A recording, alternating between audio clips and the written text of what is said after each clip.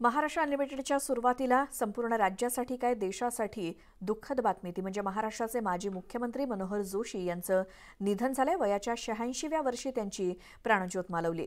मध्यरात्री 3 वाजता मुंबईच्या हिंदुजा रुग्णालयात उपचारादरम्यान त्यांनी अखेरचा श्वास घेतला। हृदयविकाराचा झटका आल्यानंतर त्यांना रुग्णालयात दाखल करण्यात आलं होतं आणि त्यांच्यावर आयसीयूमध्ये उपचार सुरू होते।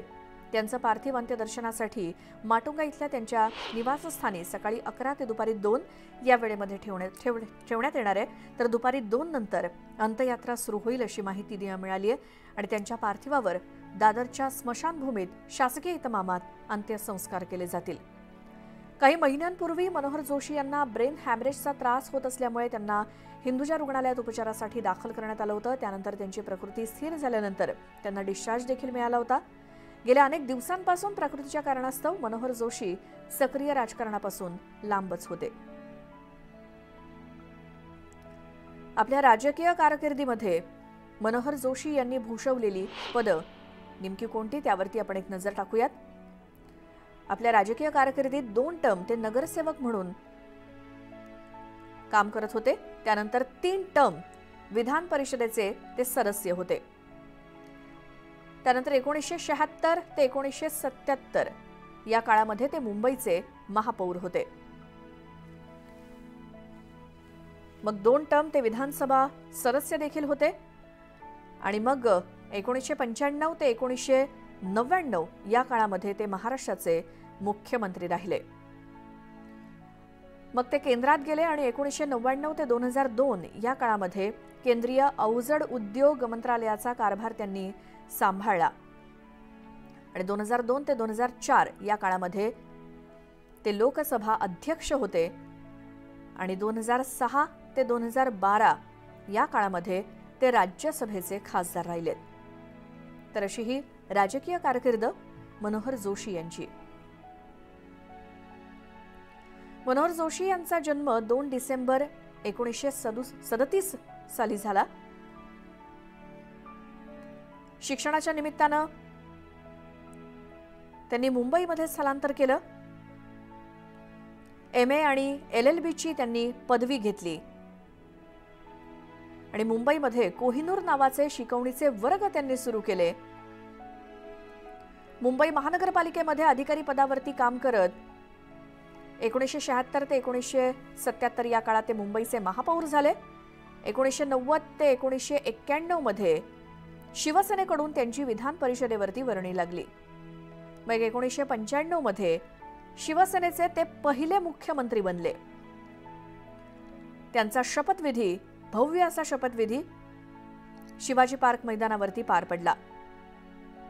त्यानंतर केंद्रीय मंत्रिमंडळात ते गेले असता मानव संसाधन विकास मंत्री 1999 ते 2002 च्या काळामध्ये ते होते। त्यानंतर 2002 ते 2004 या कालावधीत लोकसभेच्या अध्यक्षपदी त्यांची वर्णी लागली। मात्र 2004 मध्ये लोकसभा निवडणुकीत 8000 मतांनी त्यांचा पराभव झाला। तर अशी ही मनोहर जोशी सरांची राजकीय कारकीर्द।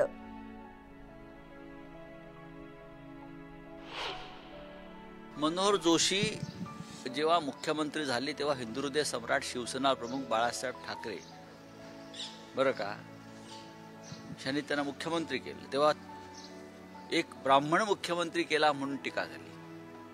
महाराष्ट्राला प्रथमच एक ब्राह्मण मुख्यमंत्री मिळाला अशी टीका झाली। पण बाळासाहेबांनी कधीही कोणाची जात पाहिली नाही, त्याचं कर्तृत्व आणि कर्तव्य पाहिले आणि मनोहर जोशींनी मुख्यमंत्री म्हणून ते कर्तव्य पार पाडलं आणि बाळासाहेब ठाकरेंची जी स्वप्न होती विकासासंदर्भात ती त्यांच्या कारकिर्दीत पूर्ण झाली।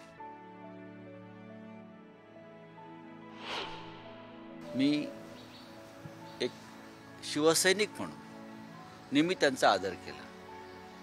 हजारो शिवसैनिक हे त्यांच्यासाठी ते आदर्श होते।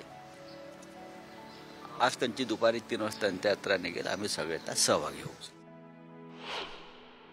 मनोहर जोशी जेव्हा मुख्यमंत्री झाले तेव्हा हिंदुहृदय सम्राट शिवसेना प्रमुख बाळासाहेब ठाकरे बरं का यांनी त्यांना मुख्यमंत्री केले तेव्हा एक ब्राह्मण मुख्यमंत्री केला म्हणून टीका झाली।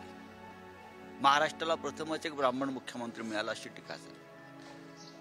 पण बाळासाहेबांनी कधीही कोणाची जात पाहिली नाही, त्याचं कर्तृत्व आणि कर्तबगारी पाहिली. आणि मनोहर जोशींनी मुख्यमंत्री म्हणून ते कर्तव्य पार पाडलं.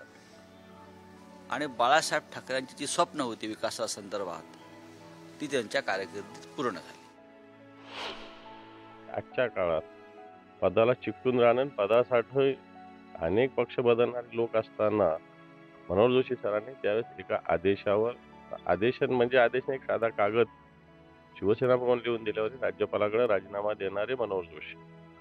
खऱ्या अर्थानं आत्ताची जी पिढी आहे राजकारणाची, सगळ्या पक्षाची, फक्त शिवसेनेचीच नाही, त्यांनी एक आदर्श घ्यावा. त्यांचा टापटीपणा, त्यांचा वक्तशीरपणा, वेळ पाळण्याची त्यांची पद्धती, एक डिसिप्लिन सरांकडूनच शिकली पाहिजे. मला वाटतं एक शिवसेनेचं, महाराष्ट्राचं मोठं नुकसान झालेलं आहे.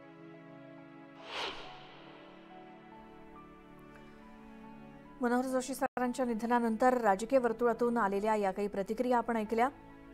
तर शिवसेना पक्षप्रमुख उद्धव ठाकरे हे पूर्वनियोजित दौऱ्यामुळे सध्या शेगाव तालुक्यामध्ये आहेत. आणि शिवसेना उद्धव बाळासाहेब ठाकरे गटाचे सचिव मिलिंद नार्वेकर यांनी दिलेल्या माहितीनुसार उद्धव ठाकरे यांचे आजचे बुलढाणा जिल्ह्यातले दौऱ्याचे सर्व नियोजित कार्यक्रम आज रद्द करण्यात आलेले आहेत.